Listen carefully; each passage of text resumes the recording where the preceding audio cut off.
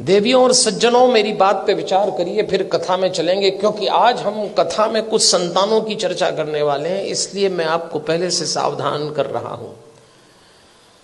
संतान पालना मुश्किल काम हो गया। क्यों हो गया मुश्किल काम? 50-60 साल पहले भारत के घरों में बच्चे आदेश आधारित सिद्धांत पर पाले गए। इसको अंग्रेजी में कहते हैं इंस्ट्रक्शन बेस्ड थ्योरी। 50-60 साल पहले, उनमें से कुछ लोग बैठे होंगे, घर का कोई एक सदस्य, दादा हो, पिता हो, बड़ा भाई, आदेश देता था और सबको पालना था। कोई चांस नहीं था मना करने का। आदेश आधारित सिद्धांत पे संतानें पाली गई और योग्य भी हो गई। समय बीत गया, वो सिद्धांत चला गया, दूसरा आया, और दूसरा सिद्धांत आया विचार विमर्श पर आधारित। इसको डिस्कशन बेस्ड थ्योरी कहते हैं।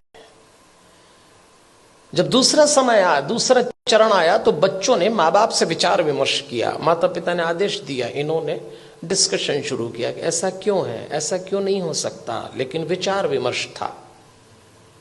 और विचार विमर्श करने वाले बच्चों ने अंत में कहा कि बात समझ में तो नहीं आ रही, पर आप जैसा कह रहे हैं मान लेते थे। वो समय भी चला गया। फिर भारत में तीसरा चरण आया, और यह आया डिबेट बेस्ड थ्योरी का। इसमें बहस शुरू हुई। मां बाप ने बोला नहीं और बच्चों ने बहस की नहीं। बिना बहस के तो कोई काम निपटा ही नहीं। मां बाप ने कहा प्रणाम करो, क्यों करें? भगवान है तो क्या जरूरी है कि यही है? अभी तो कल कह रहे थे सब जगह है।